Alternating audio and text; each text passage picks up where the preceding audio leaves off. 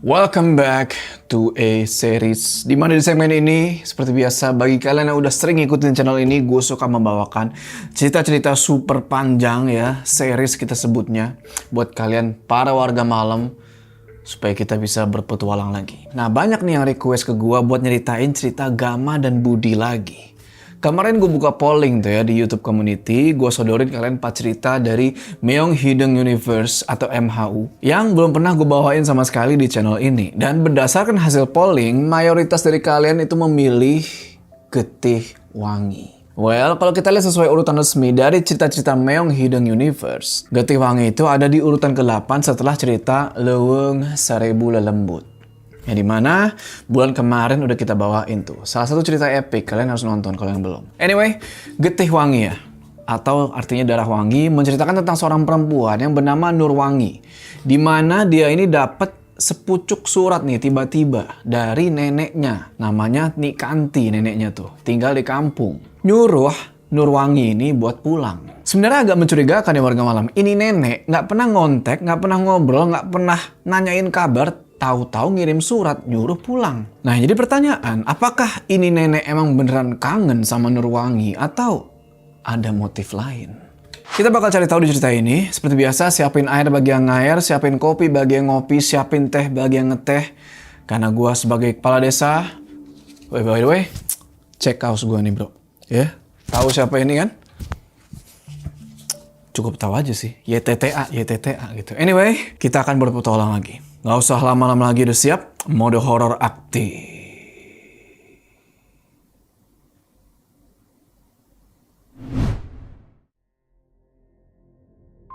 Jadi ada satu rumah di sekitaran perkebunan teh. Nah ini rumah kelihatan luas.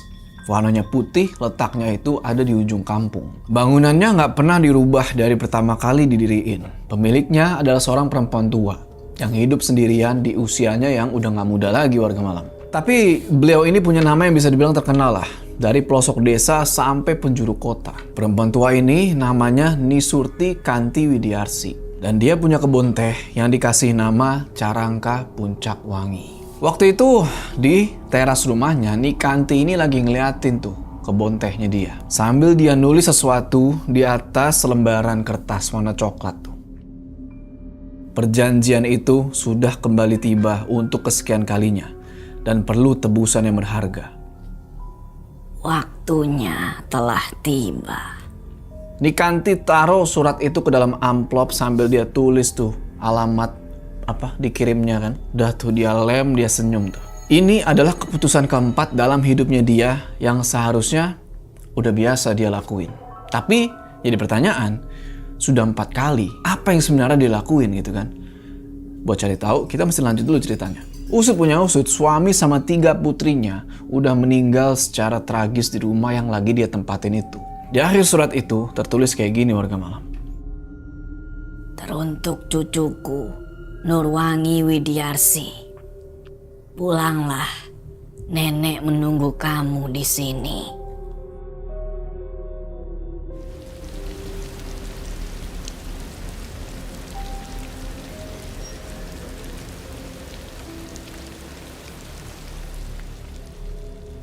Mau aku buatkan lagi kopinya, Ruth? Sebentar lagi masakannya matang. Udah, Ruth. Jangan terlalu berambisi. Kita bisa bicarakan lagi soal keinginan aku untuk membuka praktek di rumah. Lagian aku juga paham kalau kita perlu biaya nggak sedikit. Iya, Nur. Semoga ada rezeki lebih ya. Sambil aku juga nunggu panggilan kerja yang lain. Biar guna ijazahku itu. Lagian, mengelola toko sayuran cuma sementara aja kok. Setelah Abah sembuh, semuanya bakal balik normal lagi. Udah, itu bantu dulu sih, Mak. Kasian. Takutnya Abah udah lapar juga. Tuh lihat, hujan udah reda di luar. Jadi ini perempuan yang tadi kita singgung warga malam, namanya Nurwangi Widiarsi yang sekarang lagi bahagia. Dimana dia itu menikah sama suaminya namanya Rudi. Dan ya, hidupnya bilang cukup enak lah waktu itu. Dan Rudi ini sebagai suami juga seorang yang pekerja keras gitu ya. Seorang yang berusaha keras untuk menjadi kepala keluarga. Tapi dibalik semua itu, Rudi ini nggak tahu sama sekali asal-usul dari orang tuanya warga malam. Begitu juga Nurwangi yang sampai usianya sekarang ini, dia itu hidup sama orang tua angkatnya. Namanya itu Mbah Pepen sama Mak Ayu. Nurwangi cuma tahu kedua orang tuanya dari sebuah foto yang udah mulai pudar, yang dia simpan di dalam kamar. Bah, mau lu dibawain air teh hangat? Sudah, Ruth, sudah, jangan. Abah bosan minum obat terus. Penyakit Abah nggak sembuh-sembuh. Pikiran mungkin, Bah. Sudah, jangan terlalu dipikirkan. Akhir-akhir ini, sejak Abah sakit, beberapa kali lu dilihat si Abah ini melamun terus. Abah masih ada satu-satunya tanah yang bisa dijual, Ruth. Supaya Nurwangi bisa mendirikan praktek di rumah ini. Kasihan ilmu kuliah bidannya. Lagian di kampung ini kan belum ada bidan. Ah, jangan, Bah. Biar nanti aja setelah berhenti kerja dari rumah sakit. Nur menikmati mengurus sayuran bareng Rudi. Hitung-hitung mengisi waktu luang juga. Selesai makan malam, Rudi antar Abah periksa lagi ke dokter ya. Nunggu dulu mobil bak nih yang dipinjam sama Mang Ujang. Mungkin bentar lagi sampai. Lagian hujannya juga udah reda. Itu tamu kamu, Ruth. Kayaknya bukan, Bah. Dan bukan suara mobil bak juga. Rudi baru pertama kali dengar. Nah, Mang Ujang yang dibilang sama Rudi ini, dia itu adalah orang kepercayaannya Mbah Pepen. Yang dimana emang udah ikut sama Mbah Pepen dari semenjak Mbah Pepen baru dagang sayur tuh. Nah, ngedengar suara mobil yang bukan mobilnya Mang Ujang, Mbah Pepen langsung maksain buat berdiri nih, buat cari tahu siapa itu kan. Jalan tuh sambil batuk-batuk ke arah pintu depan, sampai tiba-tiba Mbah Pepen ngintip tuh lewat jendela. Dia kaget sama siapa yang datang barusan. Langsung dia panggilin tuh Mak Ayu, Mak. Nggak tahu kenapa Mbah Pepen ini kayak orang yang panik warga malam. Dia kayak buru-buru tuh nyamperin Mak Ayu yang ada di dapur. Rudi bingung di situ ngelihat tingkahnya Mbah Pepen yang nggak biasa. Langsung lah dia jalan tuh ke arah depan rumah kan, buat mastiin siapa tamu yang datang barusan sampai bikin Mbah Pepen tuh kayak ketakutan begitu. Jadi Rudi ngelihat di depan rumah itu warga malam ada satu mobil yang bagus banget parkir di halaman. Nah, selama Rudi tinggal di rumahnya Mbah Pepen udah kurang lebih 2 tahun gitu ya sama Nurwangi, belum pernah ada tamu yang datang ke rumah itu pakai mobil mewah. Gak lama Mayu datang lagi tuh sama Mbah Pepen nyamperin Rudi, bilang ke Rudi, "Udah Rud, kamu temenin Nurwangi di dapur. Biar tamu itu urusan Mak sama Abah." Ya udah Rudi, iya aja tuh. "Oke, Mak." Nah, balik ke mobil mewah itu kan. Dari arah kanan mobil, ada nih satu orang, jalannya kayak terburu-buru, sambil ngebawa payung hitam, ngebukain pintu. Grek. Dan pas dibukain pintu, keluarlah seseorang yang bisa dibilang usianya jauh lebih muda dari Mbah Pepen. Dia pakai topi koboi warna hitam, badannya keker. Udah tuh dipayungin dia sambil ngeluarin satu amplop coklat dari kantong celana dia. Nggak tahu apaan. Nah, ternyata Nurwangi ini sempat ngedenger Mbah Pepen yang lagi ngobrol sama Mak Ayu tuh nyebut-nyebut nama Mang Amo. Nurwangi tahu nama Mang Amo itu dan seketika badannya langsung merinding. Karena penasaran beneran itu Mang Amo atau bukan, Nurwangi tinggalin tuh masakannya lagi di dapur, dia pergi ke arah depan. Tapi belum sampai ruang depan, dia papasan sama Rudi. Rudi langsung cegat, ditanya, "Nur, itu siapa? Kamu kenal?" Kamu ingat Mang Amo nggak? Yang pernah aku ceritain dulu. Mang Amo? Bukan waktunya Mang Amo datang sekarang. Seharusnya 4 bulan lagi sesuai hitungan aku. Dari dulu, kedatangannya ke rumah ini pasti setiap 2 tahun sekali. Mang Amo? Yang pernah kamu ceritain yang selalu nganterin biaya kamu untuk sekolah sampai lulus kuliah itu, Nur? Itu kan titipan dari nenek kamu kan? Nah itu. Tapi ini belum waktunya dia datang, Ruth. Memang sejak nikah, kamu pasti baru pertama kali lihat Mang Amo. Tapi nggak tahu lah, mungkin dia lagi ada perlu juga sama Abah dan Mak. Waktu itu, aku sempat tanya kamu soal nenek. Ingat nggak? Tapi nggak pernah kamu jelasin, Nur. Yang ada kita malah berantem. Malah terakhir kita berantem kan gara-gara kita ngebahas kematian ibu sama bapak kamu yang kamu sendiri sampai saat ini nggak percaya. Udah tuh, abis obrolan itu, Nurwangi nggak balas apa-apa lagi warga malam. Mereka berdua coba nguping nih. Apa yang lagi Mbah Pepen, Mak Ayu, sama Mang Amo obrolin di ruang depan. Tapi ketika lagi nguping ini, tiba-tiba Rudi merinding. Nggak tahu kenapa, setiap kali ngedenger Mang Amo ngomong, berdiri aja tuh bulu kuduk. Nah, lagi fokus-fokusnya nguping, tiba-tiba Rudy ini ngedenger suara kayak suara sepatu digesek kayak sret, sret, sret dari arah luar rumah. Sontak Rudy langsung ngeliat ke arah jendela tuh bro, yang ternyata dari tadi kebuka. Ternyata yang barusan jalan itu supir Mang Amo yang tadi bawain payung tuh. Ya kan, dia lagi jalan ke arah depan. Di situ Rudy langsung bilang ke Nurwangi soal apa yang dia lihat tadi soal si sopir itu. Habis dibilangin kayak gitu, Nurwangi lihat ke arah jendela dapur yang tadi kebuka.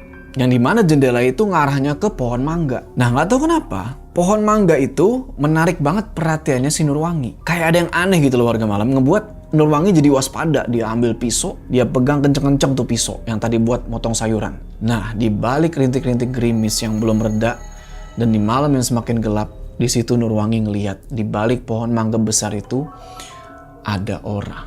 Terus sesekali Nurwangi juga nyium bau yang gak asing. Dia itu kan pernah kerja di salah satu rumah sakit. Nah bau ini dia gak asing. Bau darah. Semakin lama bau darah ini semakin kecium bro. Semakin masuk ke hidung karena kebawa angin. Pas lagi fokus ke arah pohon mangga itu sambil nyium bau darah itu, nah Nurwangi di sini mendadak ngerasa kayak ada seseorang di belakang dia, tapi itu bukan Rudy. Bukan Mak Ayu. Gak lama kemudian tiba-tiba tangan kanan dia yang dari tadi megang pisau itu kayak bergerak sendiri. Di saat yang bersamaan Nurwangi ngedenger bisikan. Bisikan yang bilang kayak begini. Sekarang pulanglah Nurwangi, agar kamu bisa berjumpa dengan ibu dan bapak kamu.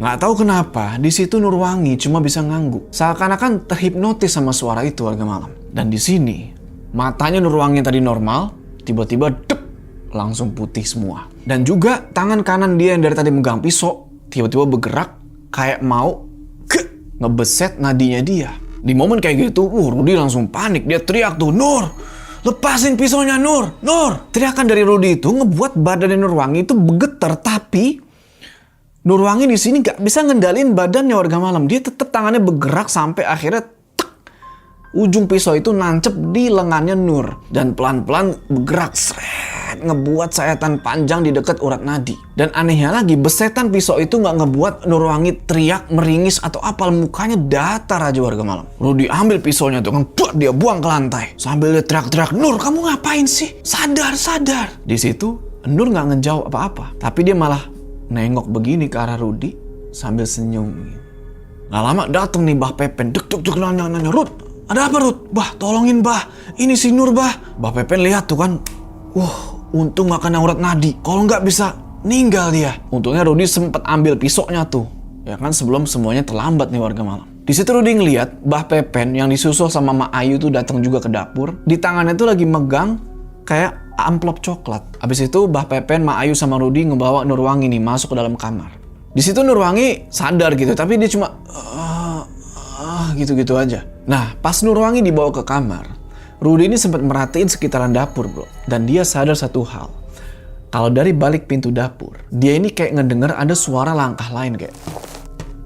Cuma ini bukan kayak langkah orang biasa, lebih kayak langkah yang diseret. Di situ Rudy keinget sama sopir Mang Amo yang tadi dia lihat di jendela. Tapi Rudy mikir dalam kepala dia ya kan, kalau ini nggak mungkin sopir yang tadi. Secara sopir tadi itu udah jalan ke depan dan Mang Amo pun udah pamit. Nah pas lagi mikir kayak gitu, tiba-tiba Mak Ayu teriak tuh, Rud, tolong bawain air teh hangat. Tapi Rudy bukannya nurutin perintahnya Mak Ayu, dia malah jalan tuh ke arah pintu dapur. Kenapa? Karena di situ dia ngelihat ada bayangan seseorang yang kena pantulan cahaya lampu. Dan di situ dia buka pintu dapur kan, kret. Pas dibuka, ternyata nggak ada siapa-siapa di situ. Cuma ada air bekas hujan di lantai keramik. Tapi ketika lagi ngeliatin genangan air itu, di situ dia ngeliat kayak ada jejak kaki. Dalam hati dia bilang, hah, jangan-jangan ini bekas jejak kakinya sopir itu. Keluarlah kan lewat pintu dapur itu kan. Dia ikutin jejak kaki itu sampai ke arah depan. Dia terabas tuh gerimis bodo amat lah karena saking penasarannya. Nah pas dia ngintip ke deket tembok samping rumah, ternyata Rudy ngelihat Mang Amo masih berdiri, belum pergi gitu ya, masih berdiri tegak di dekat gerbang rumah. Di situ Mang Amo megang payung hitamnya sendiri dan gak lama si sopir yang tadi itu datang nyamperin dia sambil ngebawa satu botol yang isinya itu kayak semacam air. Terus sambil ngebenerin posisi topi koboi gitu ya, set. Mang Amo nggak minum air botol itu, bukan. Ini bukan botol kayak botol air mineral, no. Tapi apa yang ada dalam botol itu dia siramin, Sret, tepat ke depan halaman rumah. Jadi pertanyaan apa warga malam? Ini air apaan? Maksudnya apa nih? Disiramin ke depan rumah ya kan? Habis itu Mang Amo masuklah ke dalam mobilnya kan. Sopirnya juga masuk, cabut mereka. Masih penasaran nih si Rudy kan. Dia jalan tuh ke arah bekas siraman air tadi. Buat mastiin itu cairan apa. Nah pas lagi nunduk gitu ngeliatin buat ngecek. Dan tiba-tiba semua lampu di rumah itu mati. Terus kedenger suara teriakan. Suara teriakannya Nurwangi, istrinya. Wah langsung panik lah Rudy kan. Langsung buru-buru tuh dia lari masuk ke dalam rumah. Nah pas lagi lari gitu, berhenti si Rudy. Kenapa? Karena Rudy ngelihat ada perempuan lain yang udah berdiri di dekat pintu. Rudy nggak bisa lihat jelas soalnya mati lampu gitu kan. Tapi Rudy tahu betul itu bayangan perempuan. Dan Rudy yakin perempuan ini bukan Mak Ayu. Pelan-pelan Rudy deketin. Barulah di sini dia sadar. Semakin dia deketin, semakin jelas muka perempuan ini. Muka perempuan ini pucat dan dia berdiri menatap balik ke arah Rudy. Rudy sempat berhenti bengong gitu ngelihat ini perempuan siapa sampai tiba-tiba, "Ruth, buruan!" malah melamun. "Coba kamu cek itu si Kring, kali aja ada yang koslet," gitu kan, dikagetin sama Mak Ayu. Rudy masih aja bengong ngelihat ke arah bayangan perempuan tadi warga malam sampai senternya Mak Ayu nyorot ke arah posisi bayangan perempuan tadi. Di situ baru disadar, kok bayangannya hilang. Cepat, kasihan istri kamu. Lagi diobatin lukanya sama Abah. Oke, Rudy udah sadar lagi tuh, udah. Oke, mungkin tadi cuma halusinasi dia aja. Dia keluarin HP, dia nyalain senter. Rudy pergi ke tempat si Kring itu, tempat cetekan, meteran, apalah segala macam gitu buat ngecek ada apa nih. Tapi di sisi lain dia masih penasaran nih bro. Sambil mainin si Kring dia nyenter nih. Mana tadi perempuan gitu kan? Di otak-atik tuh si Kring. Ternyata nggak tahu kenapa lampunya itu kayak turun bro. Si Kringnya turun, dicetekin aja sama si Rudy tuh, cetek. Dan nyala lagi tuh lampu. Abis nyalain lampu, masuk lagi lah Rudy ke dalam rumah. Tapi pas dia masuk ke ruang depan yang tadi dipakai ngobrol Mbah Pepen, Mak Ayu sama Mang Amo tuh, ya kan? Masuk ke ruang depan, dia ngeliat ada perempuan di situ. Di mana perempuan ini lagi jalan ke arah dapur, mau ke arah kamarnya Nurwangi. Mukanya pucet dan kakinya itu diseret. Rudy coba susul sosok ini. Dan begitu dia sampai di depan pintu kamar istrinya, sosok itu tiba-tiba hilang lagi. Yang ada cuma Mak Ayu, Mbah Pepen, sama Nurwangi tuh yang lagi tiduran di atas kasur. Masih lemes. Gara-gara darah yang keluar dari tangannya. Masih diobatin tuh sama Mbah Pepen. Bah, pelan-pelan sakit. Tahan Nur. Kalau tidak bersih, luka begini bahaya. Bah, apa tadi Nurwangi kerasukan, Bah? Pas di dapur. Kok tingkahnya nggak kayak Nur? Apa yang kamu tahu, Ruth, soal kerasukan? Ada-ada saja kamu. Tapi, Bah, Rudy lihat sendiri. Nggak mungkin Nurwangi. Sudah. Anggap saja musibah. Kamu beruntung, Rudy. Istri kamu masih hidup. Di situ Rudy langsung diem. Ya kan, dibentak kayak gitu dia diem. Udah habis ngobatin Nurwangi, ngebiarin dia buat istirahat, Mbah Pepen sama Mak Ayu keluar dari kamar. Nurwangi di sini ngangguk ke arah Rudy, kayak ngasih isyarat tapi kayak buat jangan ngelanjutin obrolan tadi tuh yang nanyain soal kerasukan atau apalah. Ini ngebuat Rudy agak bingung bro, karena tiba-tiba suasana rumah tuh berubah drastis semenjak kedatangan si Mang Amo tadi. Mbah Pepen sama Mak Ayu juga sikapnya berubah tuh. Rudy bilang ke Nurwangi, "Nur, ada yang harus aku omongin. Ini serius Nur, aku lihat. Ini penting." Abah dan Mak juga mau ngomong penting malam ini ke aku dan kamu, Ruth, di meja makan. Ini tentang kedatangan Mang Amo. Singkat cerita, malam itu sebelum tidur, mereka sekeluarga makan malam bareng tuh warga malam. Tadi Nur bilang kan kalau kalau Mbah Pepen sama Mak Ayu ini mau ngomongin sesuatu yang penting. Nah, duduk di meja makan. Rudy udah hadap-hadapan nih sama Mbah Pepen gitu kan. Cuma dia bingung kok katanya tadi mau ngomong sesuatu kok sekarang malah diem-dieman. Nggak ada obrolan apa-apa. Sambil makan, Mbah Pepen ngeliatin terus tuh ke jendela. Nggak tahu apa yang dia pikirin sampai tiba-tiba Rudy ngeliat Nur yang tadi tangannya diperban itu udah merah lagi. "Nur, itu tangan kamu." Sudah, nggak apa-apa, Ruth.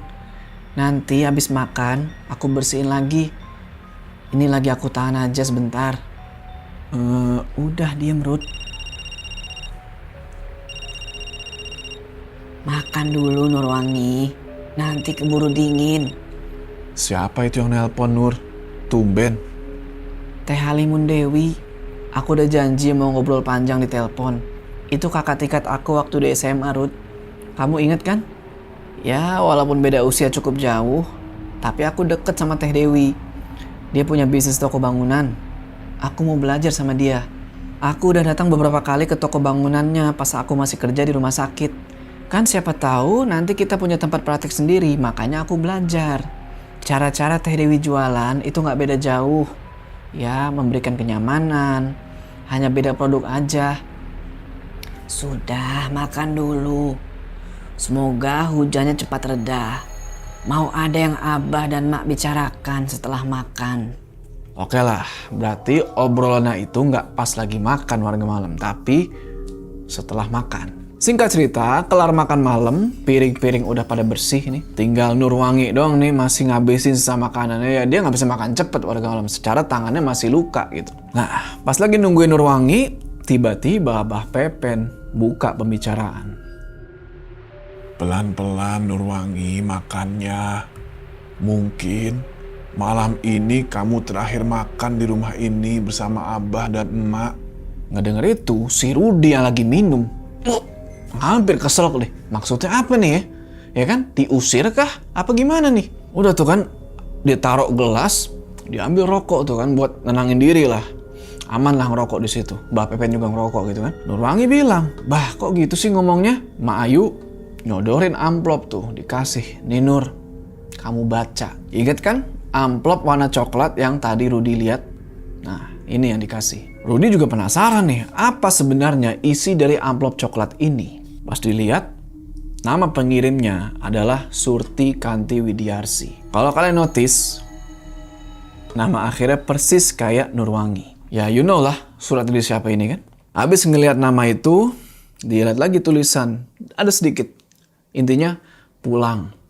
Nenek menunggu kamu di sini. Ini belum dibuka nih surat nih kan. Masih diliatin doang nih suratnya. Kayak ragu-ragu gitu buat ngebukanya warga malam. Sampai akhirnya Mak Ayu bilang.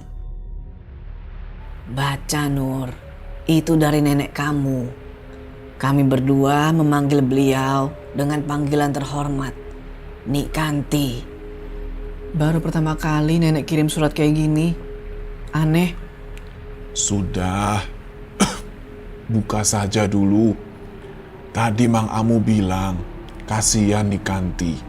Di usianya yang semakin tua, beliau selalu hidup sendiri. Siapa tahu isi surat itu mewakili perasaannya, dan kamu bisa memahaminya sebagai satu-satunya cucu dari semua anaknya yang... Ruth, Sudah, buka aja. Ada benarnya ucapan Abah. Kita baca dulu aja. Sebelum buka, tarik nafas dulu, udah kayak mau squat pak. Dia buka lah surat itu kan, set, dia keluar selembar kertas yang ada di dalam amplopnya, set, dibaca. Rudi lihat ini surat tulisan tangan warga malam, dan tulisannya itu, wah cakep banget, rapih, kayak tulisan orang tua zaman dulu lah, gitu kan. Nah ketika Nurwangi lagi fokus baca surat ini, si Rudi tuh dari ujung mata ngelihat Mbah Pepen kayak lagi ngasih kode gitu ke Mak Ayu kayak entah nggak tahu maksudnya apa, tapi Rudi bodo amat lah. Kelar baca surat, Nurwangi bilang nih ke Mak Ayu, Mak, dari mana nenek tahu semua keadaan ini? Salah satunya, dia bilang mau bikin praktek buat Nurwangi di kampung sana. Bahkan dia menyebutkan nama Rudi dan kebun teh. Mang Amo Nur, dia sudah jelaskan semuanya.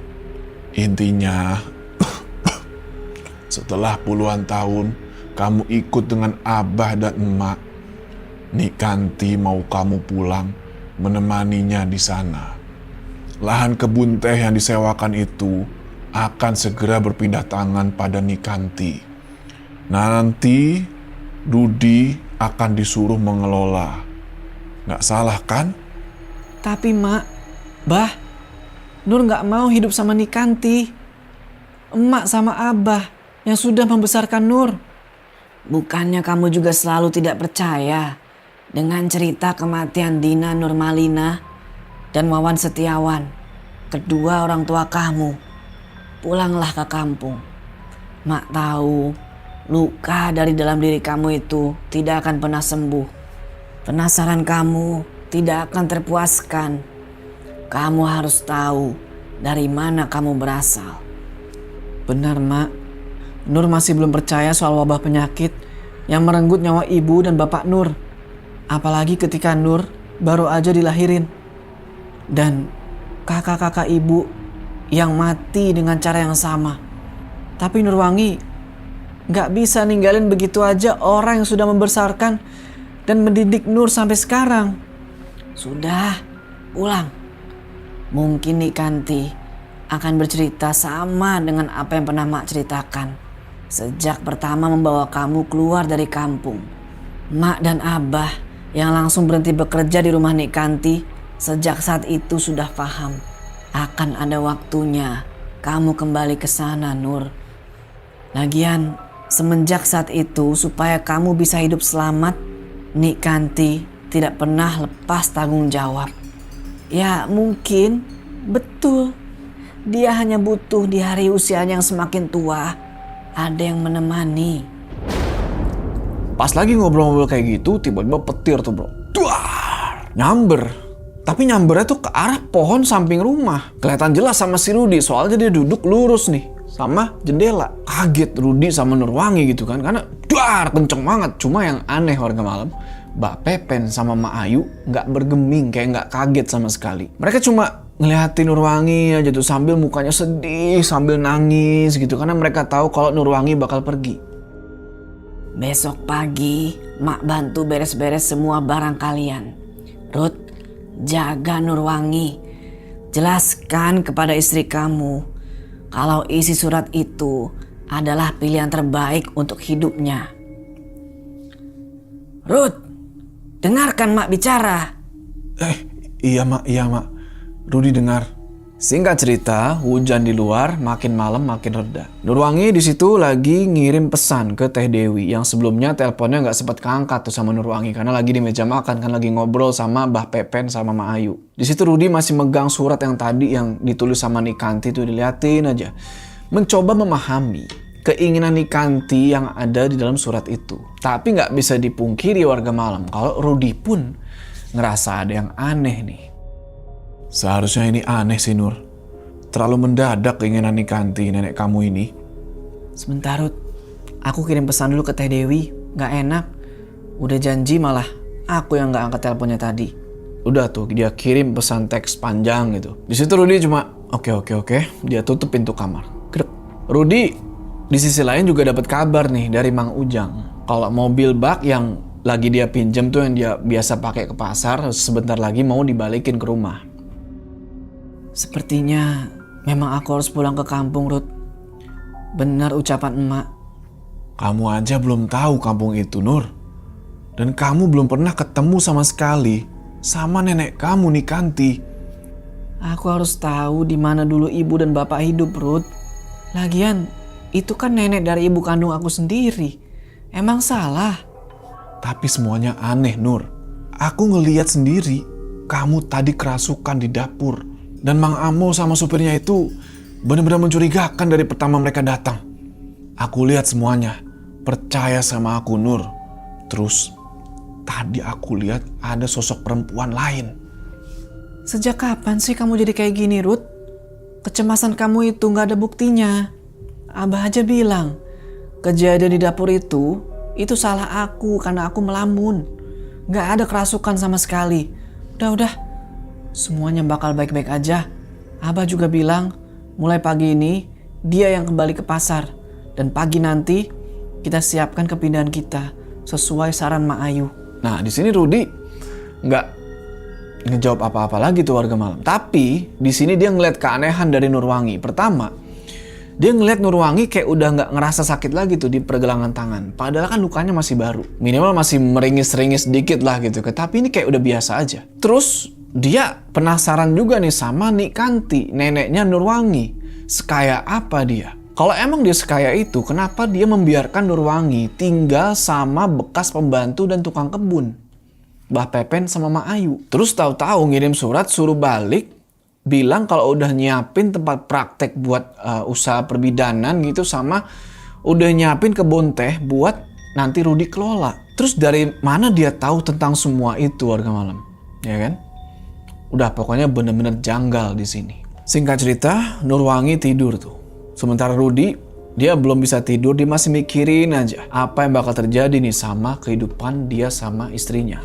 Sambil rebahan, ngeliat langit-langit gitu kan, sambil merem, tiba-tiba dia kepikiran sama Mang Amo. Dia yakin kalau Mang Amo itu tugasnya adalah sebagai intel atau informannya Nikanti. Itulah kenapa Nikanti bisa tahu tentang keadaannya Nurwangi. Udah tuh, sambil mikir-mikir kayak gitu, lama-lama ngantuk, tidurlah si Rudi nih. Dek.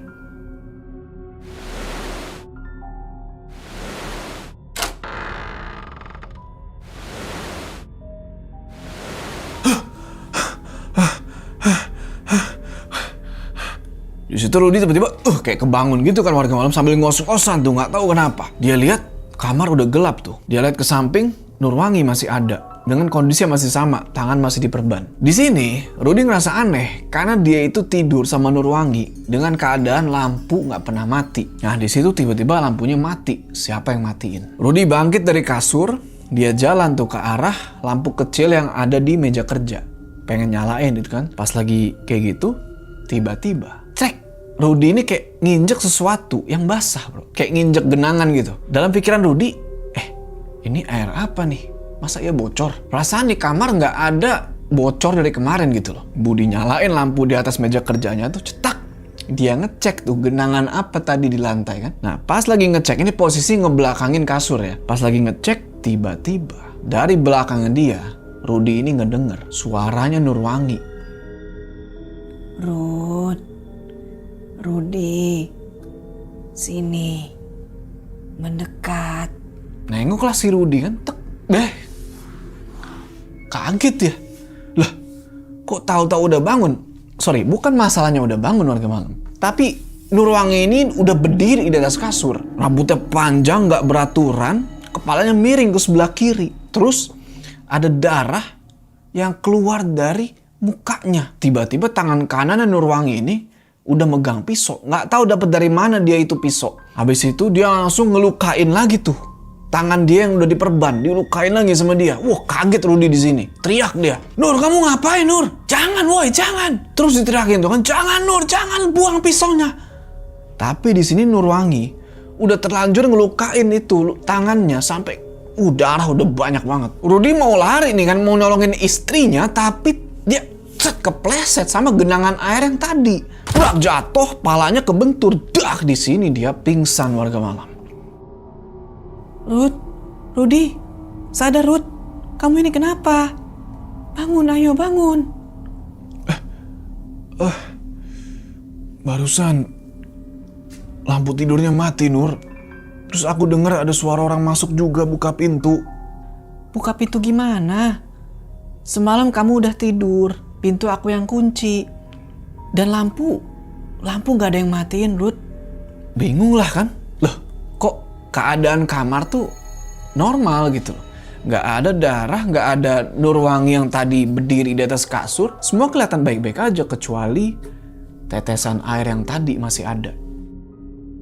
Terus itu air dari mana, Nur? Mungkin bocor, kan hujan deras malam. Nur, bangun. Mang Ujang sudah menunggu di depan. Sebentar lagi subuh. Ya, Mak. Ini udah bangun. Sebelumnya Mbah Pepen udah ngasih tahu Mang Ujang ketika Mang Ujang minjem mobil kemarin supaya ngebantu Rudi dan Nurwangi pindahan. Jadi pagi itu Mang Ujang udah stay tuh di teras nungguin.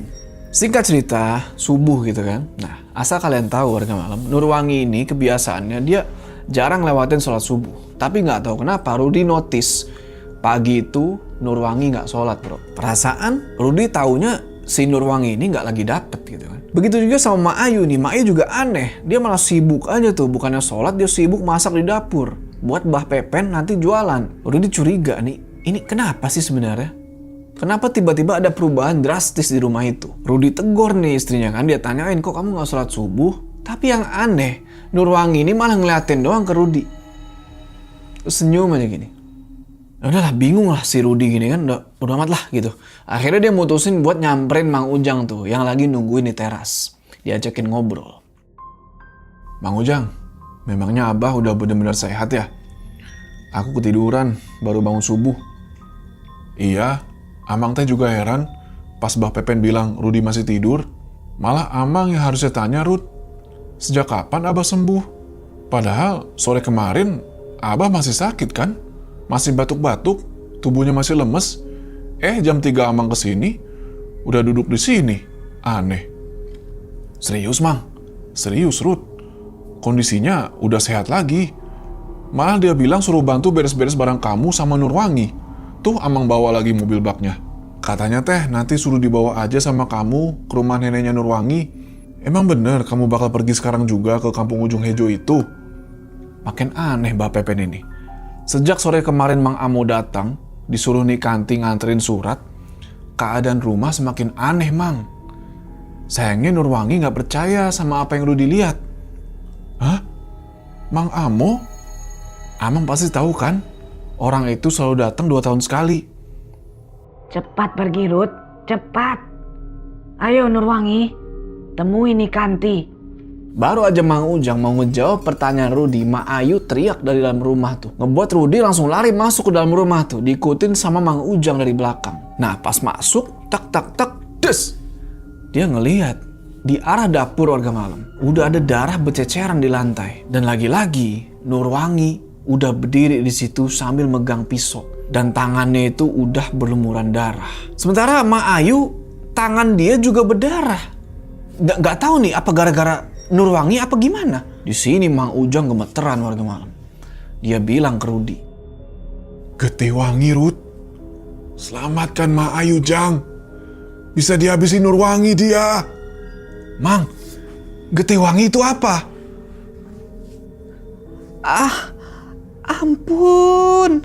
Ampun.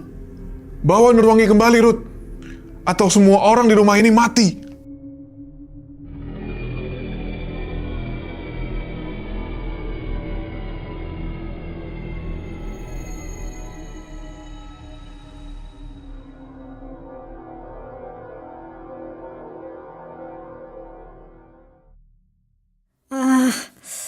Pelan-pelan, Bah. Mak rasa ini seperti puluhan tahun lalu di rumah Nikanti. Di sini Nurwangi udah nggak sadarin diri. Darah udah berserakan di baju dia tuh warga malam. Posisinya sekarang lagi tiduran di atas kasur di kamarnya Ma Ayu. Ma Ayu lagi duduk tuh di kursi. Nah dengan kata-katanya Ma Ayu yang terakhir tadi tuh yang ini seperti puluhan tahun lalu di rumah Nikanti gitu ya warga malam. Rudi makin yakin kalau istrinya ini pasti ada sesuatu, ada hubungannya dengan Mang Amo dan juga Nikanti. Kenapa bisa luka begitu segala macam, bisa kesurupan gitu. Mang Ujang bilang, ini Bah, basuh dulu sama air, luka di tangannya Ma Ayu. Jangan langsung diperban. Rudi kemarin malam bilang kan Bah, Nurwangi itu kerasukan. Nggak biasanya kayak gitu. Dan ini udah yang kedua kalinya. Bahkan sampai membahayakan nyawa Mak juga. Jang, sudah, sana pergi ke pasar. Bawa motor itu cepat. Toko tidak ada yang jaga. Ya, baik Bah. Nggak tahu kenapa Mbah Pepen tuh kayak ngebentak Mang Ujang di situ warga malam. Dan Mbah Pepen pun kayak nggak pengen ngelihat ada Mang Ujang pagi itu di situ. Padahal sebelumnya kan Mbah Pepen nyuruh Mang Ujang buat ngebantuin Nurwangi sama Rudi beres-beres barang dan itu belum selesai sama sekali. Abis disuruh sama Mbah Pepen, Mang Ujang sempet nyamperin Rudi dulu nih. Dia tepok pundaknya kayak ngasih semacam kode gitu loh. Ngebuat Rudi keinget sama kata-kata getih wangi itu. Abis ngasih kode itu warga malam, pergilah nih Mang Ujang dari situ. Karena semakin ngerasa aneh warga malam, Rudi mastiin lagi nih kalau di badannya Nurwangi itu nggak ada luka lain selain luka yang ada di pergelangan tangannya. Dalam hati Rudi bertanya-tanya nih, gimana caranya Mbah Pepen bisa tepat waktu datangnya? Padahal kan lagi di toko. Tahan, Mak. Tidak akan sakit lagi. Ayo bangun. Abah perlu ganti juga perban di tangannya Nurwangi. Ini sama seperti kemarin malam, Bah. Cepat, Mak. Bahaya ini. Ngelihat Mak Ayu sama Mbah Pepen ngomong kayak gitu, Rudi nyamperin mereka nih. Karena dia pun nggak mau ada sesuatu yang terjadi lebih jauh lagi ke Nurwangi. Duduk tuh Rudi kan di deket istrinya. Mak Ayu langsung buka lemari tua tuh yang ada di kamarnya. Nah, dibuka lemari itu, kret. Mak Ayu di sini ngambil kayak botol, ya isinya air, entah air apa. Yang jelas botol ini dikasihlah ke Mbah Pepen. Nah, di sini Rudi langsung keinget sama botol yang dia lihat malam kemarin. Soalnya bentuknya persis banget kayak yang waktu itu, inget gak warga malam, yang dipakai sama Mang Amo buat nyipratin depan rumah. Ditanyalah sama Rudi, "Bah, itu buat apa botolnya?" Tapi Mbah Pepen malah marah warga malam. Dia bilang, "Dah, diam. Kamu mau istri kamu ini mati sebelum waktunya?" Lah bingung lah kan, maksudnya apa? Kan cuma nanya gitu doang. Anyway, Mbah Pepen langsung tuang airnya ke dalam tangan, terus dibasuin ke mukanya Nurwangi. Sret. Dari ujung dahi sampai dagu tuh, berkali-kali. Habis itu, alhamdulillahnya warga malam, Nurwangi sadar, matanya kebuka. Tapi Mbah Pepen masih aja terus tuh nyipratin sisa air dalam botol itu ke seluruh badannya Nurwangi. Sampai sekujur badan tuh basah tuh. Sadar Nur, hari ini kamu pulang. Mbah, Kamu harus pulang. Hari ini, Nikanti, nenek kamu menunggu kamu. Jangan buang-buang waktu lagi. Mak, Bah, apa yang sebenarnya terjadi? Di situ Mak Ayu sama Mbah Pepen cuma diem aja bro, nggak jawab apa-apa. Mak Ayu cuma ngebantuin Nurwangi tuh kan, ngebantuin dia buat bangun. Terus dia elus-elus tuh rambutnya Nurwangi kan, dia liatin matanya. Sekarang kan kayak ada rasa kasihan gitu warga malam, cuma nggak ngerti apa. Sampai akhirnya Mak Ayu cerita kayak begini. Dulu sering sekali Dina, ibu kamu, mak sisir dan elus-elus seperti ini di rumah itu.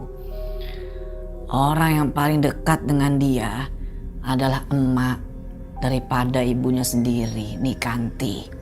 Di sini Rudi makin penasaran warga malam, makin bertanya-tanya apa jangan-jangan kematian ibu sama bapaknya Nurwangi itu ada hubungannya sama Nikanti, atau juga ada hubungannya sama Mang Emo. Keadaan Nurwangi sudah membaik. Sampai siang, siapkan semua barang-barang yang akan kamu bawa, Ruth. Sore ini, kamu pergi dari rumah. Bawa mobil bak itu. Itu adalah pemberian neneknya Nurwangi.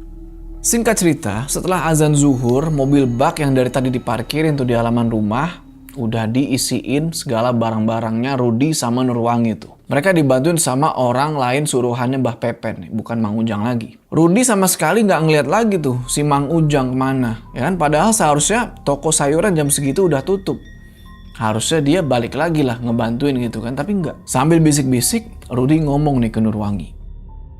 Harusnya Mang Ujang kasih tahu kita banyak hal, Nur, sebelum kita pergi. sudahlah Ruth. Keadaan aku juga sudah membaik kok. Luka ini tinggal nunggu kering aja. Aku janji, tadi pagi itu terakhir kalinya aku begitu.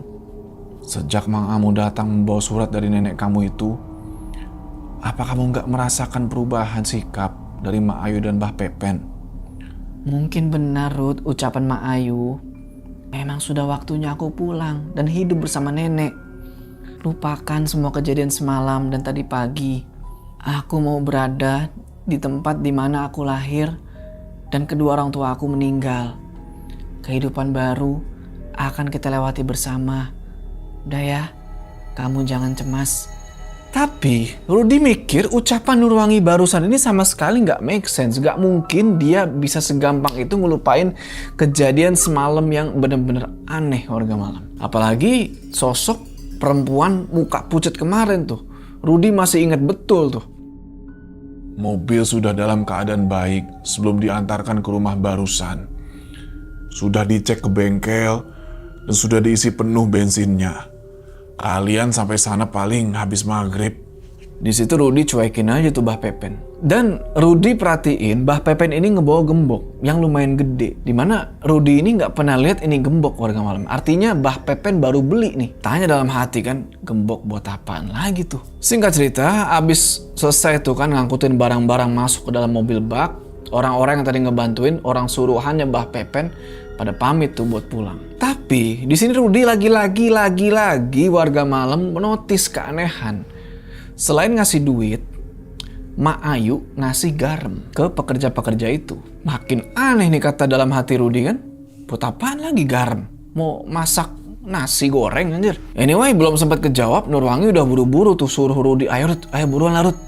Sambil gak lupa ngingetin soal barang bawaan yang lain yang kecil-kecil perintilan itulah. Jangan sampai ada yang ketinggalan. Setelah itu, Rudy ngelihat pemandangan yang bener-bener janggal. Dia ngelihat Mak Ayu ngelilingin rumah sambil nebarin garam. Nah, ini nggak tahu nih maksud apa. Selama Rudy tinggal di situ, dia nggak pernah ngelihat Mak Ayu ngelakuin kayak begitu. Tapi lagi-lagi belum dapet jawaban. Nurwangi rese banget nih kan. Udah main ngomong aja. Ayo Rud, aku udah siap. Kata Mak Ayu sama Abah, kalau udah semuanya dan gak ada yang ketinggalan, mending langsung berangkat aja. Lihat tuh udah mendung. Ya udah Nur, udah gak ada yang ketinggalan kok. Lagian semuanya udah kita tutup pakai terpal. Kalau hujan aman. Aku pamitan dulu. Ya sudah, aku tunggu di mobil ya. Aku udah pamit barusan. Singkat cerita, Rudy samperin lah nih Mak Ayu sama Bah Pepen tuh kan buat pamitan. Rudy izin pamit ya Bah, Mak. Mak titip Nurwangi ya Rud. Hidupnya tidak seberuntung banyak orang.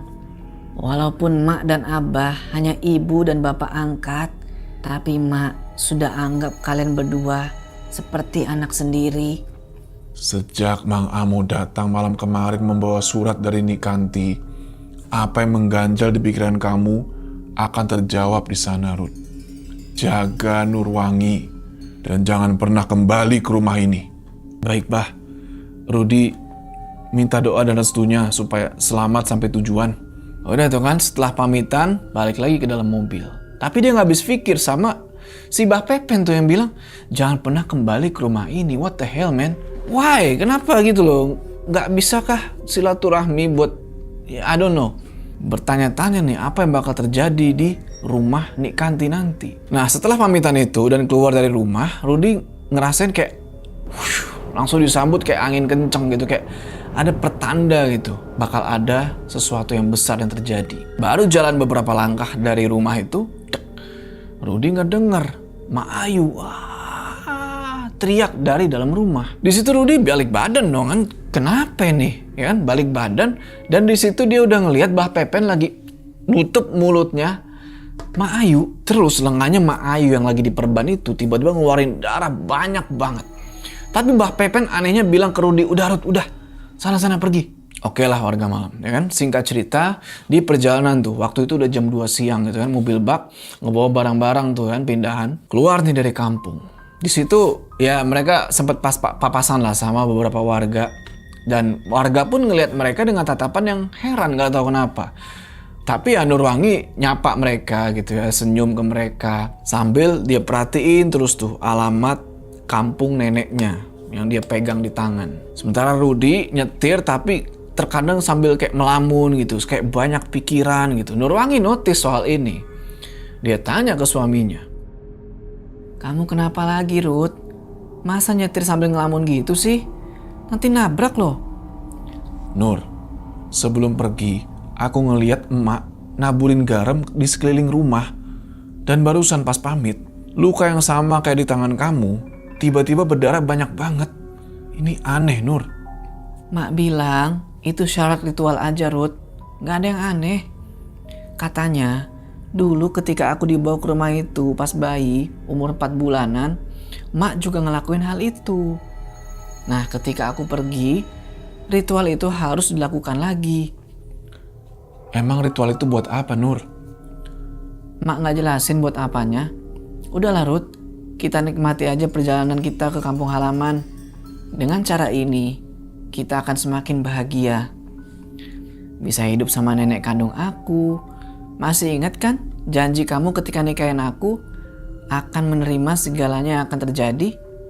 Nurwangi ngomong gitu sambil dia elus-elus tuh pundak suaminya gitu kan, berusaha buat menenangkan gitu. Habis itu dia masukin lagi kertas alamat itu ke dalam tasnya. Walaupun Rudy agak tenang gitu ya setelah tadi dilus-elus sama Nurwangi setelah ngedenger penjelasan dia. Tapi nggak bisa dibohongin, dia masih keinget terus tuh sama kejadian yang kemarin-kemarin. Singkat cerita, sekarang mereka udah masuk nih ya ke jalan perkotaan yang arahnya ke arah timur. Tepatnya menuju ke satu dataran tinggi. Untungnya mobil yang udah Bah Pepen siapin itu udah ya bener, udah keisi bensinnya penuh, udah dibawa ke bengkel, jadi perjalanan nggak ada tuh mobil mogok ngadet apalah, lancar-lancar aja. Nah pas lagi nyetir, tiba-tiba Nurwangi bilang nih, Sebentar ya Ruth, ini aku mau janjian dulu sama Zihan, teman aku di rumah sakit. Katanya mau kasih aku obat luka. Sama aku mau bales chatnya Teh Dewi. Aku udah bilang pamit juga ke dia. nah iya mending gitu, biar luka kamu cepat sembuh.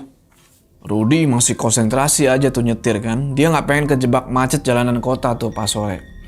Pas lagi nyetir gitu, dia sesekali ngeliat kan ke arah spion kanan, spion kiri. Nah, pas lagi ngeliat ke arah spion kiri, dia ngeliat nih ada orang bawa motor warga malam pakai kopiah hitam. Kayak lagi ngebut gitu, kayak mau nyamperin mobilnya si Rudy. Bener aja, tin. Ini motor langsung klakson. Teriak-teriak, Rut. Ternyata warga malam. Ini Mang Ujang. Kenapa nih dia nih, ya kan? Ruth, itu siapa sih di belakang? Berisik banget. Itu kayak Mang Ujang. Hah? Mau apa ya? Ada yang ketinggalan kali Ruth. Coba kita minggir dulu. Bener itu Mang Ujang, Nur. Tunggu ya, takutnya ada yang penting. Astagfirullah, Mang. Kenapa itu? Gak apa-apa, Ruth. Amang belum pamit saja. Ketika ke rumah barusan, ternyata kamu sama Nurwangi teh sudah pergi. Amang juga mau sekalian bilang kalau Amang sudah berhenti kerja di Bah Pepen. Malam ini juga Amang mau pulang kampung bersama anak dan istri Amang, Ruth. Sekalian mau bilang juga, lupakan ya perkataan Amang soal Getih Wangi. Nah lo kan warga malam, kenapa nih Mang Ujang? Tahu-tahu kayak ada perubahan nih, perubahan hati. Rudy liatin aja tuh, ternyata di situ Mang Ujang lebam-lebam. Itulah kenapa tadi astagfirullah gitu kan, kaget. Mukanya dia itu udah kayak habis digebugin. Siapa nih yang gebugin Mang Ujang? Tanyalah sama Rudy kan. Ini bukan karena kejadian di rumah pagi tadi kan, Mang?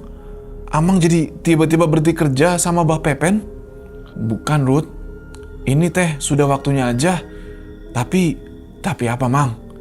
Bilang aja, siapa yang ngelakuin ini? Bukan itu, Ruth. Tapi ketika tadi di rumah, Mak Ayu sama Bah Pepen naburin banyak garam di bekas kamar kamu. Terus mereka kunci kamar itu pakai gembok besar. Udahlah. Itu bukan urusan Amang juga, Ruth. Kamu hati-hati di perjalanan. Nanti jalanannya terjal. Banyak belok-belok dan bakalan sepi sepanjang jalan kamu menuju kampung itu. Apalagi kalau hujan deres. Kabutnya teh tebal. Yaudah, semoga kita ketemu lagi, Ruth. Nah, abis Mang Ujang ngomong kayak gini warga malam, Mang Ujang ngasih isyarat nih ke Rudy buat ngelihat ke arah spion tempat di mana Nurwangi duduk, artinya spion sebelah kiri, ya kan? Rudy lihat ke sana. Jadi di kaca spion itu kelihatan pantulannya Nurwangi. Di situ Rudy ngelihat Nurwangi mukanya udah pucat banget, kayak bukan dia, dan tatapannya kosong. Di situ Rudy juga baru ngeh kalau Bah Pepen ini nggak ngejelasin tentang jalur yang bakal dia lewatin. Baru tadi Mang Ujang ngejelasin tuh, ya kan? Baru Rudy sadar, oh iya. Nah, ngelihat keanehan di Nurwangi, Rudy panggil kan, Nurwangi, kaget Nurwangi tuh. Kenapa Ruth? Bikin kaget aja sih. Udahlah, abis itu Rudy masuk lagi ke dalam mobil, Mang Ujang cabut. Di dalam mobil, ngobrol-ngobrol nih. Sudah, Nur. Mang Ujang kenapa mukanya lebam-lebam, Ruth? Tadi aku lihat di spion. Per hari ini, dia berhenti kerja di Bah Pepen dan bilang mau pulang kampung bawa anak istrinya. Kamu tahu nggak di mana kampungnya Mang Ujang? Nggak tahu sih. Tapi Mang Ujang tuh salah satu orang dari dulu tulus banget loh.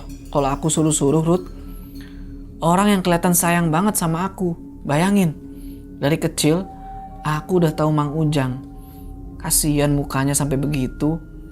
Abis ngomong kayak gitu, Nurwangi langsung ngasih tahu nih soal patokan jalan di mana mereka bakal ketemu sama si Zihan, temennya si Nurwangi. Yang dimana Zihan ini masih satu temen juga nih sama Dewi, ya kan? Masih satu circle gitu loh dibilangnya. Nggak lama kemudian lanjut jalan lagi, kedengeran suara azan asar tuh. Udah sore nih. Terus jalan Rudi masih konsentrasi nyetir tuh kan. Nah, dia kepikiran tuh sama kata-katanya Mang Ujang tadi. Nggak mungkin, karena perkataan Getiwangi, Mang Ujang dipukuli seseorang dan langsung berhenti kerja. Ruth, di depan tuh sebentar lagi. Patokan kita ketemu sama Zihan. Udah, kamu bengong terus. Kenapa sih? Mending kamu rokok dulu aja. Gak apa-apa. Daripada kita celaka. Udah, buka kacanya. Singkat cerita, mobil jalan terus tuh kan. Rudi sama Nur baru aja ngelewatin jalanan kota. Untungnya belum terlalu macet tuh. Sampailah mereka di titik mereka ketemu sama Zihan nih. Nah, itu Ruth. Minggir-minggir. Itu Zihan.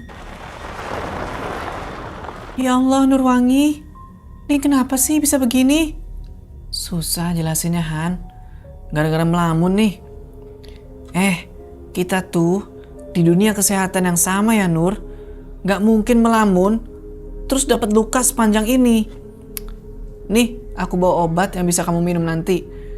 Jangan lupa, luka itu olesin juga. Nanti main ya, Han, ke kampung. Katanya di sana enak loh pemandangannya. Kebun tehnya bagus. Iya ya, nanti aku ke sana. Sekalian liburan juga. Ruth, jaga istri kamu dong. Jangan sampai kenapa-napa. Jangan bengong terus. Zihan berani ngomong dengan nada kayak gitu warga malam soalnya ya dia udah kenal lama juga sama Rudi.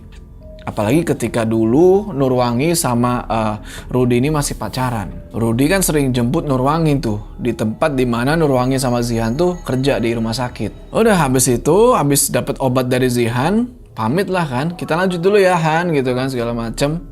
Jalan lagi lah mobil ke arah timur. Si Zihan cuma ngeliatin itu sambil geleng-geleng kepala aja gitu kan. Nggak heran gitu loh. Kenapa kok bisa sampai luka kayak gitu? Anyway, lanjut lagi ngarah ke timur. Udah hampir 2 jam tuh perjalanan setelah ketemu sama Zihan tadi. Nurwangi sambil cerita-cerita lah soal apa yang pernah Mak Ayu sampein soal tanah-tanah yang dipunyain sama Nik Kanti. Udah dia ngeliat Nurwangi ngejelasin soal itu semua sambil kayak bahagia gitu, sambil excited banget. Kayak Rudi mikir kok kayak lukanya kayak udah sembuh gitu, padahal belum. Kayak udah gak berasa. Tanyalah sama Rudi. Sayang, lukanya emang udah gak sakit lagi ya? Enggak kok, Ruth. Malah aku lupa sakitnya sayatan pisau itu pas Abah bisikin apa gitu di kuping aku malam itu. Nih, kamu lihat pesan dari Teh Dewi. Iya Nurwangi, hati-hati di jalan. Teteh ikut senang. Akhirnya kamu kembali ke kampung halaman. Mudah-mudahan di sana bisa buka praktek sesuai cita-cita kamu. Mungkin lain waktu Teteh akan bertamu sambil liburan ngajak Gama juga ya. Salam untuk Rudi juga dan nenek kamu nanti kalau kamu udah sampai. Udah Nur, jangan ngerepotin Teh Dewi terus. Nggak enak. Mereka juga pasti sibuk. Beda kayak dulu.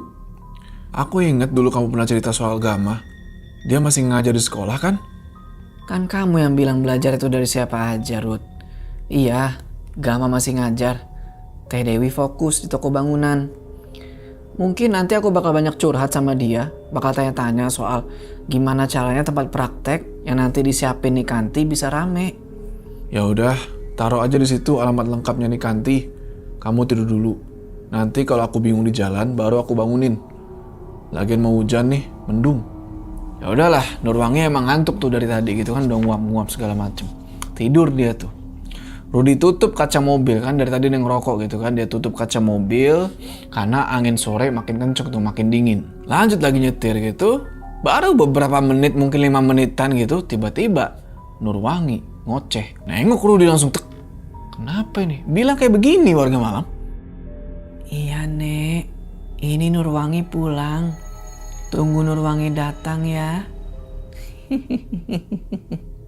Kata Rudi.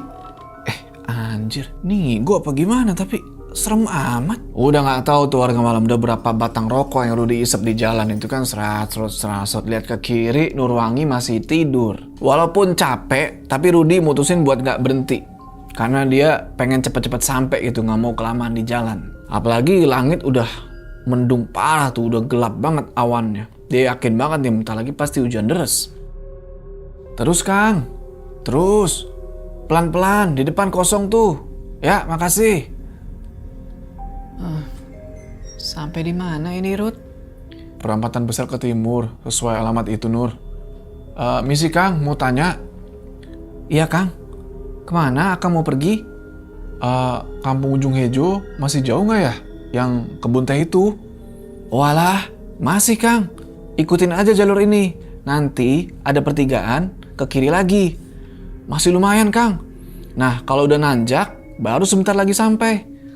Oke Kang, makasih. Sesuai kan, Ruth? Sama alamat yang dikasih Mbah Pepen? Iya, udah kamu tidur lagi aja. Kayaknya bentar lagi mau hujan deras. Iya nih, awannya udah gelap banget. Takutnya nanti kabut tebal, Ruth. Gak apa-apa. Ketika Nurwangi bilang kayak gitu, Rudi langsung keinget nih sama ucapan Mang Ujang soal gimana nanti perjalanan ke kampung itu. Karena udah semakin gelap, Rudi nyalain tuh lah lampunya mobil bak. Tes. Nah, baru aja kurang lebih 10 menitan dari perempatan tadi tuh yang si Rudi nanya ke Akang-Akang, bener aja hujan turun. Bas. Kata Rudi, wah, nih hujan deras pasti nih. Nurwangi bilang, ya udah kalau deras berhenti aja dulu, takutnya kenapa-napa lagi nanti. Oke lah, lanjut lagi perjalanan tuh kan. Kurang lebih 1 jam perjalanan, gak ada obrolan tuh antara Rudi sama Nurwangi. Jalan sekarang udah mulai nanjak tuh. Ditambah langit makin gelap, cahaya makin gelap, pemandangan kiri kanan udah makin gak kelihatan. Dan waktu itu jalanan sepi. Ya paling papasan cuma sama 2 atau 3 mobil doang nih. Di situ Rudi fokus nyetir aja tuh kan. Karena jalanan bener kata Mang Ujang. Belok-belok, turun kabut, ekstrim lah pokoknya kalau nggak hati-hati bahaya juga gitu kan. Fokus aja nyetir tuh. Sampai sesekali dia pastiin lagi tuh sesuai dengan alamat yang di atas yang di kertas itu. Pastiin oke. Yakin banget kalau mereka ini nggak nyasar. Sesuai sama alamat. Nggak lama Nurwangi nih ya kan nanya. Masih jauh nggak, Ruth? Ini udah jam 5 lebih loh. Harusnya sih sebentar lagi sampai. Di depan harusnya ada belokan buat ke kampung Ujung Hejo, Nur. Udah aku pastiin juga. Terpal penutup barang juga masih aman. Cuma emang ini hujan makin deras loh. Semoga aja anginnya nggak jadi kenceng. Tuh kan, untung tadi kita berangkat masih siang. Coba kalau habis asar, kita pasti kemalaman, Ruth. Ruth, coba minggir. Itu ada mobil di belakang, kayaknya buru-buru. Udah kasih jalan. Dikelaksonin kayak begitu, kaget ya kan, dilihat dari spion tengah. Bener, ada mobil kayaknya buru-buru gitu, warga malah minta jalan. Nggak mau, Rudi agak minggir gitu kan. Ngasih mobil itu lewat. Lewat tuh mobil. Nah, di sini Rudi notice sesuatu warga malam. Ini mobil kayak pernah lihat. Tapi di mana ya? Di mana yo? Rudi pernah lihat mobil ini di rumahnya Mbah Pepen. Ini mobilnya Mang Amo. Persis. Cuma nggak tahu ya, namanya mobil kan bisa aja tipenya sama gitu. Mobil ada banyak gitu kan. Tapi Rudi yakin ini mobilnya Mang Amo. Itu kayak mobilnya Mang Amo kan semalam? Iya ya, Ruth. Bagus deh. Berarti kita semakin dekat ke kampungnya Nikanti. Padahal bukan itu jawaban yang Rudi pengen denger. Dia tuh ngerasa kedatangan dia sama Nur pakai mobil bak itu, kepindahan dia ke kampungnya Nikanti itu bener-bener kayak udah ditunggu-tunggu gitu. Udah kayak mau disambut. Tapi sambutannya aneh nih. Tapi Rudi coba buat positive thinking gitu. Gue parno aja kali, nggak bakal ada kenapa-napa. Lanjut jalan terus, wah kabut makin tebel tuh warga malam. Nurwangi bilang, Ruth, ini kayaknya kita nggak bisa terusin, Ruth. Lihat tuh kabutnya tebel. Mending kita minggir dulu lah cari warung atau apa. Rudi setuju tuh kan. Oke deh, kita cari warung gitu sekalian minggir. Masalahnya, dari tadi dia nggak lihat ada warung sama sekali warga malam. Mau nggak mau, mereka harus terus jalan dong ya kan. Jalan terus sampai ada satu belokan. Kalau sesuai map, ya sesuai alamat yang dikasih tadi, ini belokan terakhir. Habis itu lurus saja terus. Dan jalanan bakal makin nanjak. Jalan. Wah, alhamdulillah nih warga malam. Ada warung di pinggir jalan. Nurwangi langsung bilang, Ruth, berhenti Ruth, itu warung. Oke nih, minggir, berhenti. Tapi dalam hati Rudy kayak, tumben nih ada warung. Perasaan dari tadi nggak ada warung. Udah parno aja bawaannya gitu. Takutnya ini warung goib, ya kan? Oke lah, minggir. Ketika mobil parkir depan warung itu, mereka berdua langsung turun, langsung lari itu kan karena hujan. Masuk ke dalam warung. Nah di dalam warung, Rudy ngeliat ada nenek-nenek tua sama kakek-kakek. Yang dimana ketika Rudy sama Nur masuk, mereka ini langsung berdiri. Cuma nggak tahu ya. Ya kita anggapnya ini mah si pemilik warung gitu kan. Tapi Rudy ngerasa aneh aja gitu loh. Mereka tuh, si pemilik warung ini ngelihat Rudy sama Nur itu kayak ngeliat dengan tatapan yang aneh. Terutama pas ngeliat Nurwangi nih. Padahal Nurwangi di situ biasa aja lagi kayak ngebenerin perban kan basah kena hujan. Dalam hati, kenapa sih ini dua kakek-kakek nenek ini kayak ngeliat Nurwangi kayak ngeliat setan. Anyway, udahlah. Rudy sama Nurwangi duduk di warung itu. Mesen lah teh anget gitu kan. Gak lama si nenek sama si kakek yang pakai baju serba hitam waktu itu langsung ngasih teh anget ke Rudy sama Nurwangi. Udah tuh, minum teh, seret. Si nenek, si yang punya warung tiba-tiba nanya. Maaf, Akang dan Teteh, ini mau kemana tujuannya? Maaf juga, sudah nggak ada makanan yang hangat. Semuanya sisa pekerja kebun teh tadi siang. Gak apa-apa Nek, kami cuma mau neduh aja. Soalnya jalanan makin gak kelihatan, kabutnya tebal, malah makin nanjak lagi. Kita mau ke kampung ujung Hejo, Nek. Bawa barang sebanyak itu. Nih kopinya Kang. Iya, Kek. Kita pindah ke rumahnya Nikanti. Dari alamat yang dikasih, katanya di ujung jalan ini. Lebih baik kalian urungkan saja. Bahaya. Maksud Nek Ami, urungkan saja dulu kepergian kalian berdua. Soalnya kan bahaya di luar itu, masih hujan deras. Anginnya masih kencang. Tidak baik melewati jalur menuju rumah satu-satunya di perkebunan teh Carangka Puncak Wangi. Nanti kalau mobilnya mogok bagaimana? Apalagi baru azan maghrib. Begitu kan, Mak? Iya, Kek. Makasih sarannya. Nama kebun tehnya juga sama kok. Kayak yang tadi kakek bilang. Berarti itu benar rumah tujuan kami. Ayo, Ruth. Sekarang aja yuk. Loh, ini masih hujan loh, Teh. Tunggu saja dulu sampai reda. Siapa tahu kalian berpikir ulang. Nah Rudy yang ngedenger peringatannya si kakek ini warga malam jadi curiga. Ya enggak? Nih kakek kayak mau ngasih warning gitu loh. Jangan kesana intinya lah. Tapi ada sesuatu yang bikin mereka takut. Terus yang lebih aneh lagi ketika si kakek ini coba buat nahan mereka gitu ya warga malam. Si nenek yang namanya Nek Amih tadi. Dia langsung jalan ke satu meja ngambil pisau yang ada di situ. Rudy yang ngeliat itu langsung, mau ngapain nih? Buat apa nih? Mau motong sayur? Singkong apa nih? Nah gak lama Nek Amih bilang, Sudah nggak apa-apa, Bah. Itu sudah agak reda. Mungkin Akang dan Tetehnya lagi buru-buru. Kalian tidak akan menemukan rumah warga setelah ke arah ujung sana. Rumah warga terakhir ya di bawah tadi. Hati-hati. oke lah. Singkat cerita, habis ngabisin teh, habis makan ya beberapa gorengan, bayar, balik nih ke mobil gitu kan. Di dalam mobil, Nurwangi, jujur aja ternyata dia ketakutan, dia agak parno ngelihat kelakuannya Nek Amih tadi.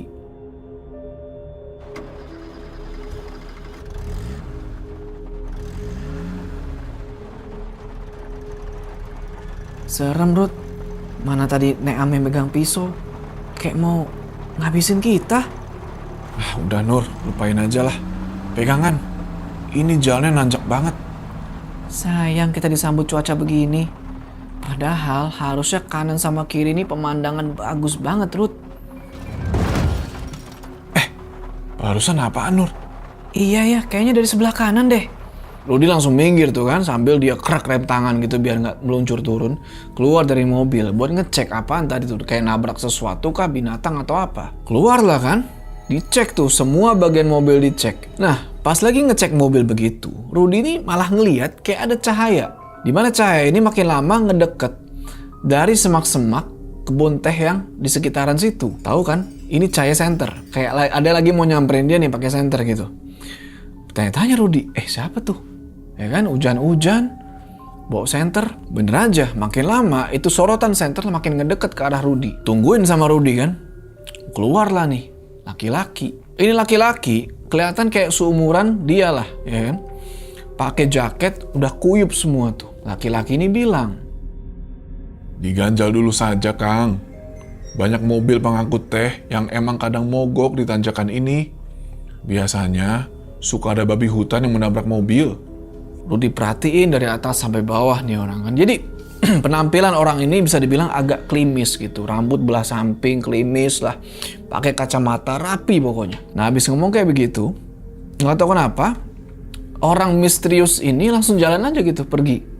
Ninggalin Rudy sama Nurwangi. Kirain mau bantu dongkrak atau apa gitu. Enggak.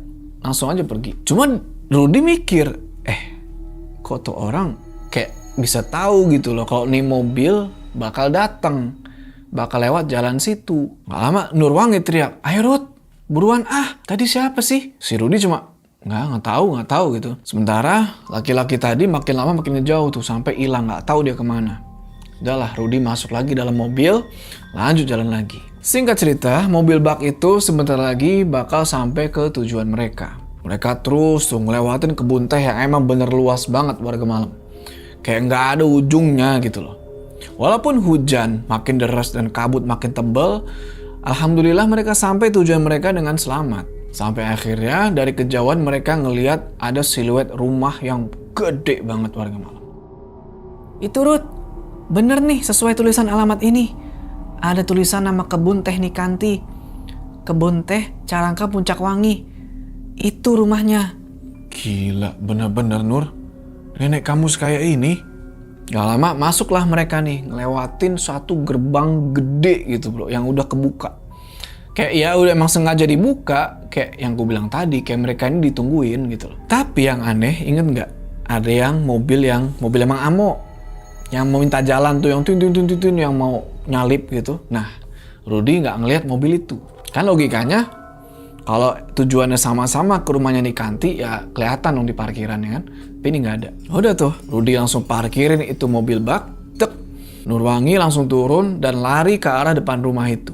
Rudy, karena udah parkir di halaman rumah itu, makin jelas sama dia kalau rumah ini bener-bener gede warga malam. Udah tuh, Rudy matiin lampu mobil, dia matiin mesin.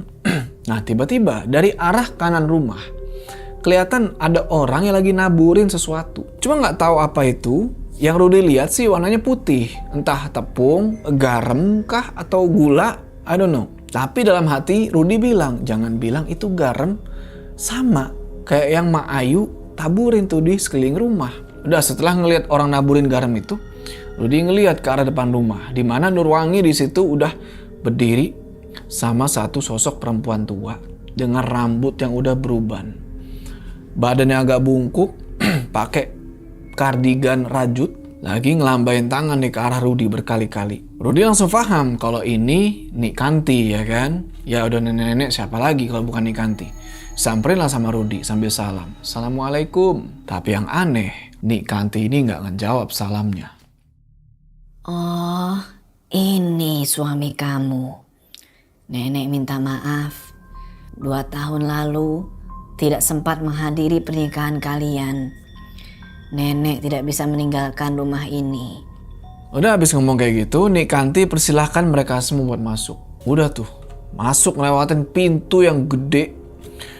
Terus Rudy perhatiin, si Nurwangi kan bisa dibilang ya nggak pernah ketemu sama Nikanti gitu loh. Ya kan, baru ketemu di situ tuh. Tapi Rudy perhatiin, Nurwangi ini kayak udah deket. Kayak udah akrab gitu, kayak udah biasa lah, udah biasa kongko, udah bisa ngobrol sama Nikanti. Udahlah, masuk ke dalam. Wah, interiornya mewah bro. Lukisannya gede-gede, Gucci-nya gede-gede, pajangannya mahal-mahal. Pokoknya you know lah interior rumah-rumah gedong gitu kan. Nikanti bilang, Mungkin besok ruangan depan dan sana akan ini rombak Nurwangi.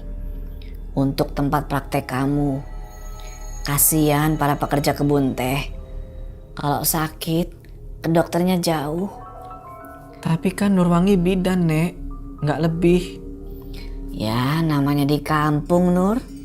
Orang melahirkan saja masih pakai paraji. Udah, nanti bisa kita atur. Di meja makan ini, kalau gorden jendelanya dibuka nanti pagi, pemandangannya indah sekali. Maaf nih, ini air teh hangatnya. Makanan sudah saya siapkan semua. Bawa semuanya sekarang, Mak. Kasihan mereka, pasti sudah lapar. Mana hujan belum reda, dan di sini kalau malam dingin. Itu namanya Mak Sari. Dan nanti juga ada yang namanya Mang Yana. Mereka sudah jaga nenek lama. Kamu tadi nggak ketemu Ruth di jalan? Ditanya kayak gitu, Rudy nggak langsung jawab. Karena guess what? Si Mak Sari yang tadi dibilang sama Nikanti, ternyata itu yang Rudy lihat lagi naburin sesuatu di depan rumah tadi. Rudy ngeliat di tangannya Mak Sari itu masih ada sisa-sisa garam. Ternyata garam tuh yang ditaburin, persis kayak Mak Ayu. Oh, mungkin yang nolong mobil pas mogok di tanjakan ya, Ruth? Oh ya, ngomong-ngomong, Mang Amo mana nih? Mang Amo nanti pagi pasti kesini. Dia satu-satunya orang kepercayaan Nini di sini, Nurwangi. Iya nih, tadi ketemu kok. Mungkin itu Mang Yana. Rudy di situ berusaha buat tenang warga malam ya kan. Gak lama Mak Sari kasih anduk tuh ke dia. Ya buat ngelap karena kehujanan kan. Tapi jujur, Rudy ini baru pertama kali ngalamin suasana yang aneh di satu tempat. Sampai penjuru rumah yang dia lihat itu sebagian lampunya redup. Dan nggak tahu siapa, tapi Rudy ngerasa ada yang merhatiin dia ketika dia masuk ke rumah itu. Sesuatu yang nggak kelihatan.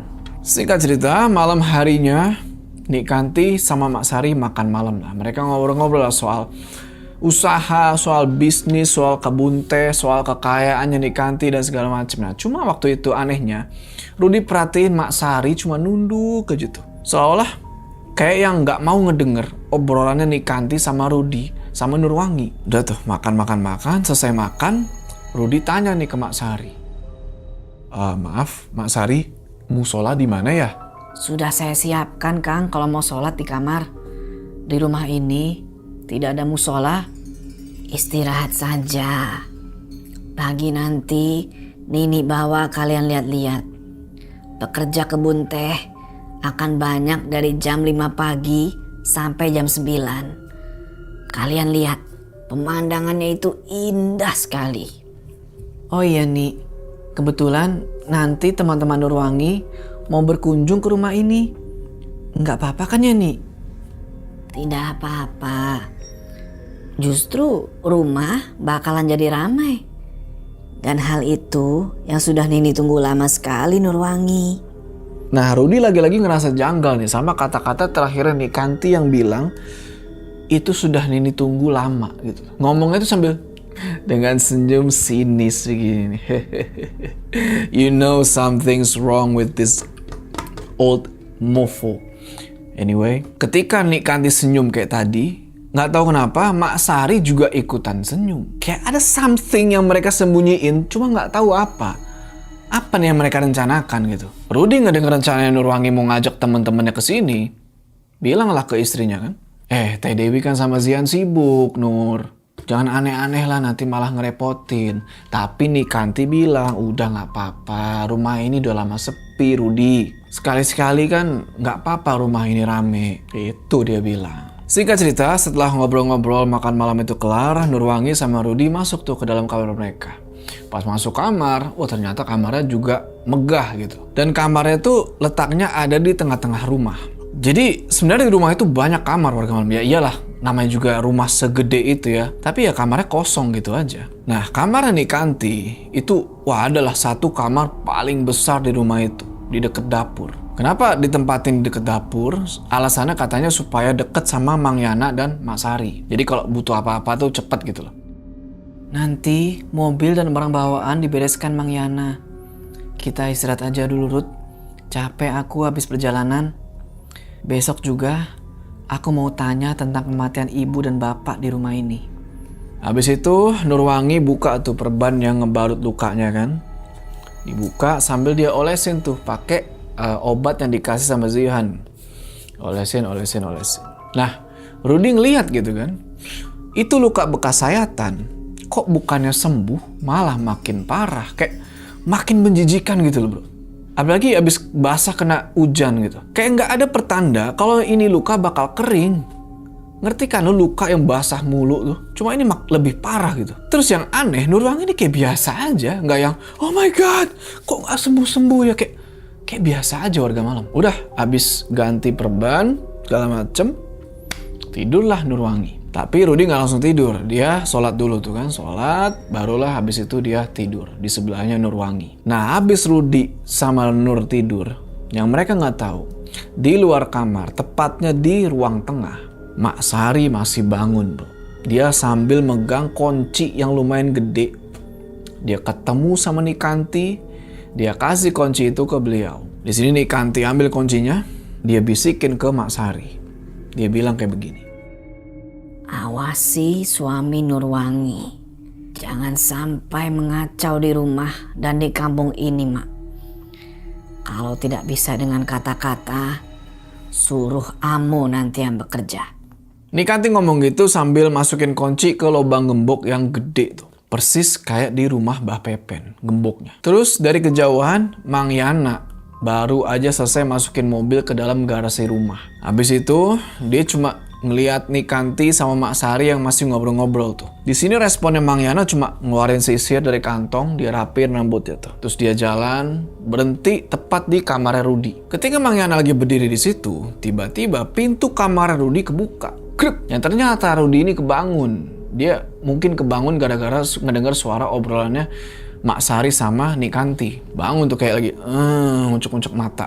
Ketika ngeliat sosok Mang Yana, nyata bener. Kalau ya sosok yang ngebantuin dia pas di tanjakan itu, yang ngobrol sama dia, ya benar itu Mang Yana, persis penampilannya. Nah di sini Mang Yana tiba-tiba kayak ngedeketin Rudy kayak, terus dia ngebisikin sesuatu ke Mang Yana. Di mana di sini Nikanti sama Mak Sari nggak ngeliat nih. Mang Yana bilang kayak begini.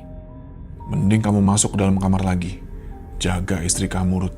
Itu Nikanti dan Mak Sari mau ngapain, Mang? Shh, jangan banyak tanya. Itu urusan mereka. Cepat masuk. Jaga istri kamu. Di situ Rudy mau ngebales omongannya Mang Yana, tiba-tiba dia, apa tuh? Kaget warga malam. Kenapa? Karena dari belakang badannya Mang Yana jauh agak ke sana, dia ngelihat sosok perempuan yang itu lagi. Ingat gak? Siapa yang gue maksud warga malam? Yang itu, yang pucet yang ada di rumahnya Mbah Pepen. Nah sekarang sosok itu Rudy lihat berdiri agak jauh ke sana, tepat di belakang Mak Sari. Mang Yana yang ngeliat si Rudy bengong kayak begini, dia bilang, udah masuk sana, masuk buruan. Baru balik masuk ke dalam kamar. Di sini Rudy kaget bro, dia ngelihat Nurwangi udah bangun, tapi dengan kondisi lagi ekek leher sendiri, teriak. Rudy langsung balik, Mang tolongin, panik gitu kan. Tapi Mang Yana bilang kayak begini. Datang. Mereka datang, Ruth. Siapa yang datang, Mang? Mereka yang menagih janji pada Nikanti. Istri kamu pasti mati malam ini.